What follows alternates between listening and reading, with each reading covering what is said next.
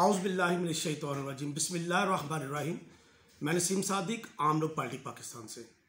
आज हम बात करेंगे जो पूरे पाकिस्तान में बल्कि पूरी दुनिया में बात हो रही है वो है इसराइल।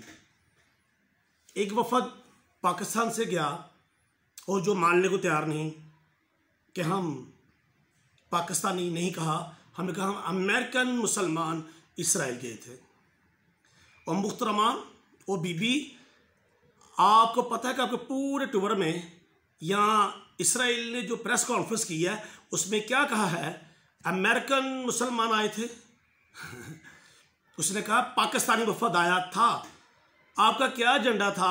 आपके पीछे कौन लोग हैं? आपको जिसने भेजा था आपको बताना पड़ेगा। इस पर पर्दे नहीं पड़ सकते।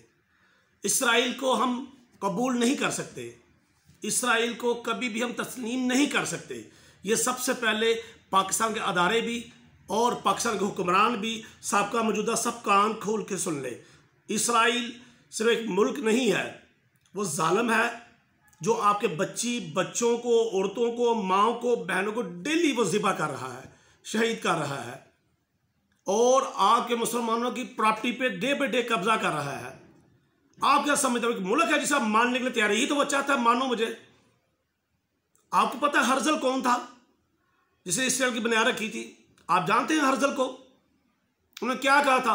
पहले मुसलमानों के दिल से, औरतों से ईमान निकाल दें और कुरान निकाल दें, ये किसी काम नहीं रहेंगे, नकम्मी कौम हो जाएगी। वाकई दुरुस्त है, वो अपने मिशन में कामयाब हैं, वो अपनी किताब पे बिल्कुल अमल कर रहे हैं। आप कुरान पे अमल नहीं कर रहे, आप कुरान के मुताबिक ज़िंदगी नहीं गुजार रहे, आप किताब कुरान को फॉलो नहीं कर रहे, आप नबी करीम सल्लल्लाहु अलैहि वसल्लम ज़िंदगी को फॉलो नहीं कर रहे।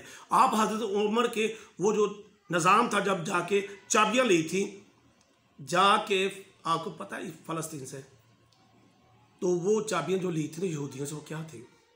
आप भूल चुके हैं। हम किसी भी सूरत में इसराइल को नहीं मानते। अगर कोई भी ये हिम्मत करेगा, जुर्रत करेगा हमें आपसे लड़ना पड़ा, हम लड़ने के लिए तैयार हैं, हम मरने के लिए तैयार हैं। अल्लाह के निज़ाम के लिए, अल्लाह के रसूल के निज़ाम के लिए, निज़ाम मुस्तफ़ा के लिए हम लड़ने के लिए आपसे तैयार हैं। इसराइल को किसी कोशिश भी की। अगर आप कहते हैं तुर्की ने कबूल कर लिया और अरब ने कर लिया, इनकी आप देखिए क्या हाल होगा। ये सूद का माल खाने वाले हैं, अरब जितने भी है, ये उनके पैसों पे पड़ रहे हैं। इनका पैसा उनके बैंकों में पड़ा हुआ है, बैंक उनके हाथ में है, इनके मुआशी निज़ाम उनके हाथ में है, इनका तजारती निज़ाम उनके हाथ में है, इनका टेक्नोलॉजी का निज़ाम उनके हाथ में है, जो आपने नहीं बनाया नलाको, जो आप कोशिश नहीं कर सके।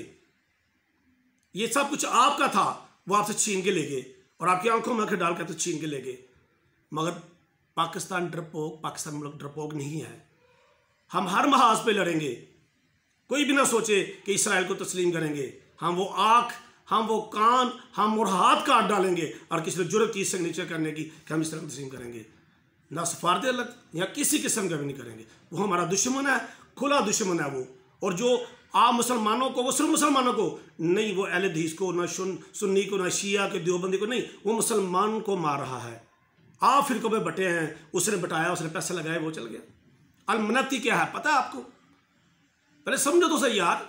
आप में छुपे हुए एजेंट अलमनाती के आपके पाकिस्तान में छुपे हुए, वो आपसे काम करवा रहा है। कभी वो किसी आर्टिकल कॉलम लिखवाएगा, कभी वो टीवी एंकर के थ्रू करवाएगा। ये एक महाज शुरू हो चुका है, ये एक कंपेन चल पड़ी है। जो भी इस कंपेन का हिस्सा बनेगा, याद रखिए काउंसिल के, वो बचेगा नहीं। क्यों नहीं बचेगा पता? जो अल्लाह का निज़ाम है ये, आप इसको पकड़े, ये भाग जाएंगे, इस काबिल नहीं है खुदा के लिए। इसराइल नामंजूर।